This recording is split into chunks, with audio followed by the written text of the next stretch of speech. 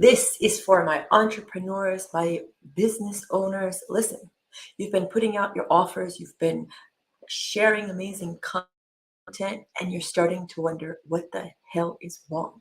Why is no one buying? Tune in because today we're breaking down the real issue. I'm your host, Chaitali Desai. This is Soul Mastery for the high achiever who is ready to break through the invisible barriers, those invisible ceilings.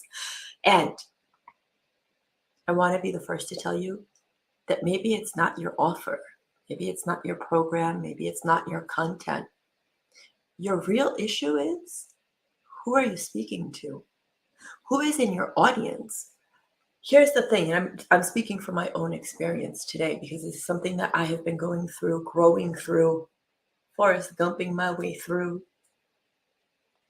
The people in my audience were people, a lot of them, over half actually, maybe even more. Let's just be kind and say half were from when I started my foray into online entrepreneurship. If you've been around for a while, you've probably noticed I've changed. I've evolved, I've grown. I'm constantly learning, implementing, Forrest Gumping, learning, implementing all the things. But if my audience hasn't grown with me, do you think the audience that I'm speaking to is my ideal audience? Is the audience that you're speaking to your ideal audience? I'm sure if, again, you're listening to this episode, you're listening to this podcast, you're in my world, you're a high achiever, you're growing, you're scaling, but if your audience isn't growing with you, that could be your issue. Now, I'm not saying that your program is probably perfect. I'm sure it is, but if it isn't, maybe refine it. If you need support, that is what I do as a business and success mentor. But that aside, really start looking at who are you speaking with. So we're going to talk about social media because a lot of us are leveraging social media to build. If you're like me and over half of your audience is with you or has been with you since the beginning,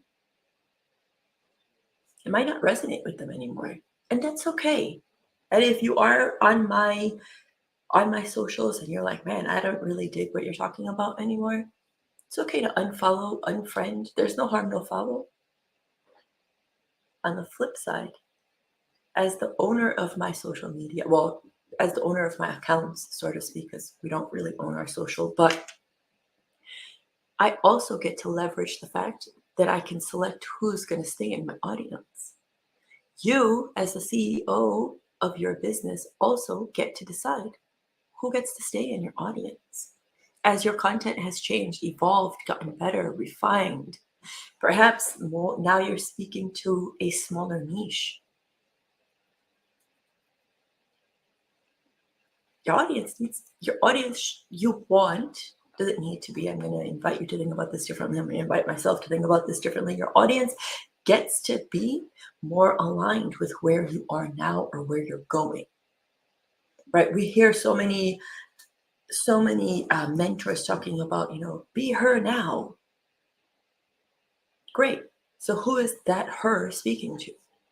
That version of you that's made it, that's scaled, that's done all the things that maybe your goal is to have multiple 8 figures per year. If that's your goal, and you're talking to people who started with you from way back in the day, who don't really interact with your content, who aren't really commenting, liking, or maybe they're just not even seeing you anymore because vibrationally that's not a match. And yes, it's true. Those are real facts. You get to click remove. I know it's going to be a polarizing topic for many because maybe you're thinking, but my friends, I've had them since like middle school. Are you the same person you were in middle school? This conversation is going to take a whole different avenue right now. I'm going to invite you to look at social media as a billboard. If you're the CEO of this business, your business, and social media is your billboard, yes, we want to have as many people looking at our stuff, seeing our content, our lives, whatever you're doing, your reels. But Unlike a billboard, it's not static. It's fluid on social media. You get to start really asking yourself the deeper questions. So, as the CEO, are you one thinking of your business as a real business? As someone who's mentored thousands in both free programs, in paid programs, that's something that has always come up. Oftentimes, people are treating their business as a hobby. And I'm using air quotes. It's not a hobby, dude. If you're in business, you're in business. Own it. Own it. If it is a hobby and it's just something you do on the side, that's okay also.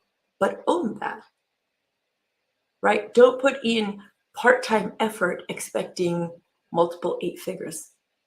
It seems like you're setting yourself up. It feels like you would be setting yourself up for disappointment. It does take work. I know there's a lot of different thought processes out there when it comes to building your business online. Let me just pull back the rug for a second. When you're building online, it takes work. It takes effort. And all of those overnight successes that you see online have been building in the background for a while.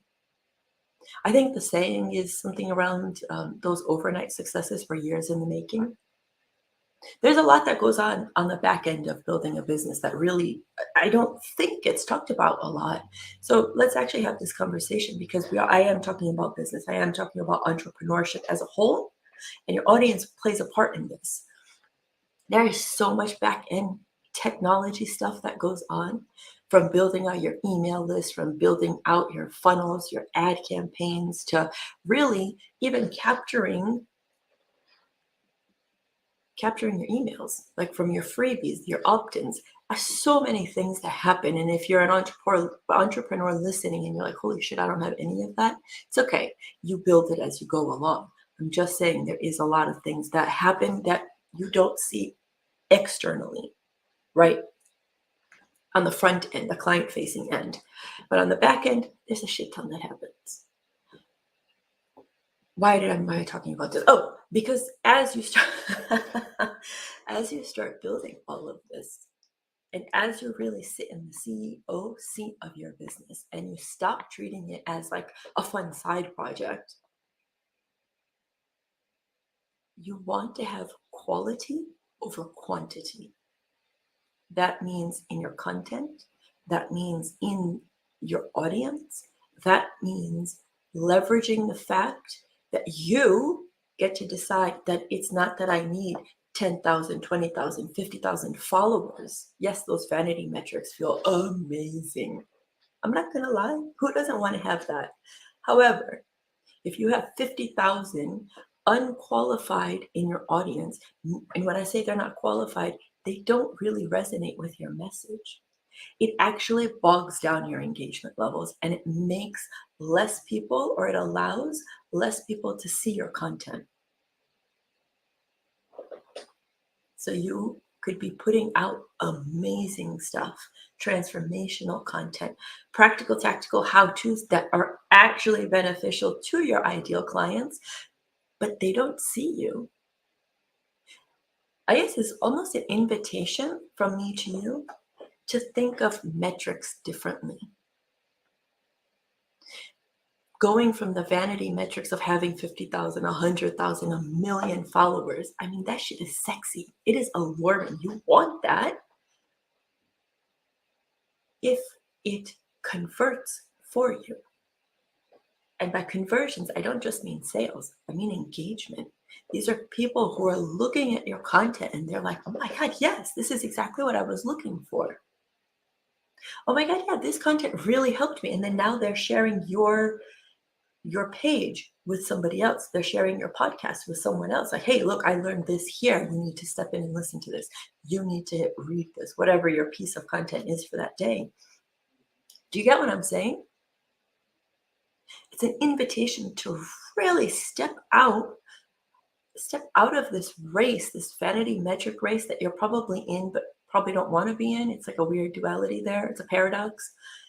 I'm inviting you to step out of it, step back and assess who are you actually talking to.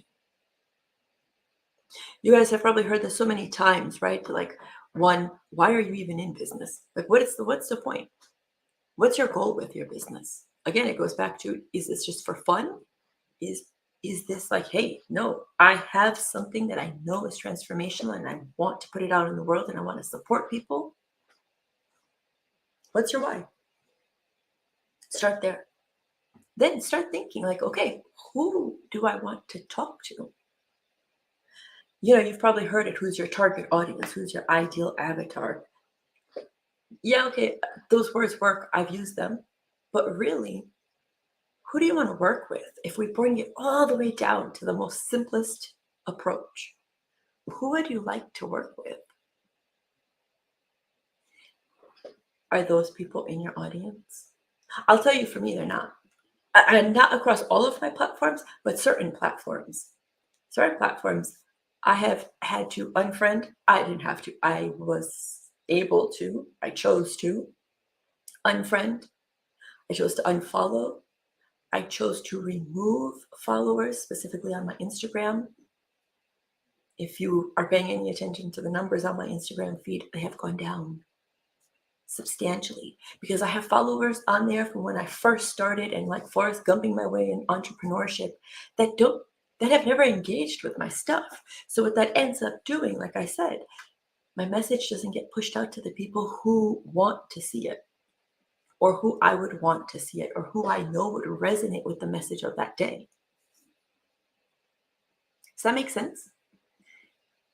Vanity metrics are amazing. I know everyone loves instant gratification. Hello. But what if that's the problem? We've become indoctrinated in this instant gratification in this world where I put an order in Amazon and it comes tomorrow. In some cases, guys, it even comes same day. If that's not instant gratification, I don't know what is. Or you put out you put out content that you're like, yes, this is fire, and you get like 100 comments. That feels so good, right? It's this instant validation that, yes, I made a difference. So I'm inviting you to step into a very uncomfortable position on the surface of it. But as you dig deeper into it, it's really sexy. It feels really good when you're able to surrender the instant validation, the instant gratification, for being able to put your message out there, to put your art out there and have it land for the right person. Now, I'm not saying, let's go back to my example of your BFF from middle school. I have them, they're on my page. I also struggle with that. I'm human. So don't start with the hard ones. Leave them for right now until you get to that point where, you know what, I can pick up a phone and talk to them. Like, we're going to go old school for a second. I actually, speaking of going old school, I had a call this morning, like a literal pick up my phone and call, right? I was like, and I even told this person, she's new into my space, so we were having a virtual coffee. I'm like, this is weird. I don't think I've had a phone call with somebody before. But old school, pick up the phone. It could just be a phone call. You can connect with your friends in real life versus social. Eventually, you can work up to it. I'm also working up to it, so don't feel bad. Like I said, we're all human. We're all dealing with something at some point. But look in your audience. Who is actually there? Are they the people that you want to be talking to? Are they the ones who are going to hear you and be like, oh my God, yes? And all of that actually starts with you gaining clarity on, one, why are you even in business? And are you in business to not only make money, or are you only doing it for the money? And I know it seems like a weird question, because if you're in business, you want to make money. But if that's your only driver, come on now. You can dig deeper. What's the real reason you're in business? I love money too. It's actually part of my design. Like, learning that in my human design made it so much more comfortable to always say, like, oh, I love money. But my purpose is deeper than money. I may invite you to explore that. It's a really good journal prompt. Like, what am I doing here? What is my point of being in business? If you've ever mentored with me, you hear me ask this question all the time. What is the point? Sounds harsh, but it's direct. What is the point? And then who do you actually want to be talking to? And are they in your audience? If not, if you're on Facebook, hello, get new friends. Get into new groups where people are talking about the things you want to be talking about. If you're on Instagram, obviously it works a little bit differently. Leverage hashtags. If you're talking about entrepreneurship, look at hashtag entrepreneurs. It's a huge, huge hashtag. But then you'll also see all the hashtags that fall under that. If you're a brick and mortar business, maybe you look at Small Business Saturdays. Actually, even if you're an entrepreneur, a Small Business Saturday. Social media marketing. There's so many hashtags that you can leverage. LinkedIn is its own beast. And what I find fascinating about LinkedIn actually is it's a very professional. You get to see other people doing things like you. And they have their groups. I've been invited to collaborate on articles there. So it's its own, it's a very different entity, and I myself am still learning it. I'm still working my way through it and really starting to delve into it now.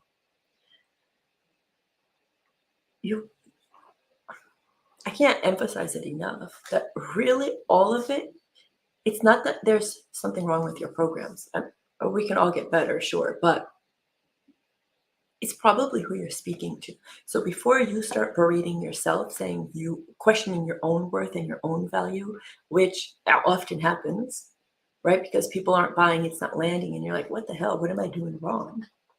Why is this person who's not even as qualified as me doing so well, and I'm over here like do, right? Maybe you're not singing do, but you get my point.